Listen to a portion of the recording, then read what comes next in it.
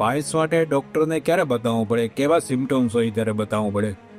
Normally કોઈ પણ વસ્તુ ડોક્ટરને આપણે કોઈ પણ રોગ હોય બતાવવા ત્યારે જ જતા હશે ક્યારે કોઈ સિમ્ટમ્સ હોય. પાઇલ્સના નોર્મલી સિમ્ટમ્સ ગણીએ તો દર્દીની ફરિયાદ હોય કે સંડાસમાં બેઠા હોય સડનલી સંડાસ કર્યા પછી લોહીના ટપકા પડતા હોય તો શેર વાગીને નીચે લોહી પડતું હોય ત્યારે નોર્મલી અમે મસાને ઓપરેશનમાં દર્દી તો નોર્મલી શું છે આપણા સમાજને એવું છે કે દરેક વ્યક્તિને ઝાડાના ભાગનો કોઈ પણ પ્રોબ્લેમ થાય, મારી પાસે દર્દી ભગંદરનું હોય, પાઇલ્સનું હોય કે ફિશરનું હોય, મારી પાસે આવે ત્યારે તો મને એમ જ કે સાહેબ મારે મસા થયા છે. પછી અમે એમની હિસ્ટ્રી પૂછીએ ત્યારે અમે એમને કહીએ મસા નહીં, આ વસ્તુ તમને ફિશર છે ત્યાં છે. પાઇલ્સમાં બતાવવા આવવામાં ઘણી વખતે દર્દીઓને શું હોય છે કે સૌથી સામાન્ય એક મિસકન્સેપ્ટ હોય છે કે તે ડોક્ટર પાસે જઈ રહ્યા એટલે ઓપરેશન. પણ 90% કેસમાં પાઇલ્સ હોય, મસા હોય, ભગંદરમાં ઓપરેશન કરવું જ પડે. પણ પાઇલ્સ હોય કે ફિશર હોય એમાં 90% કેસમાં ઓપરેશન કરવું નથી પડતું હતું. દવાથી જ્યારે બી રાહત રહે ત્યારે અમે કોઈ દિવસ ઓપરેશનની સલાહ જ નથી આપતા.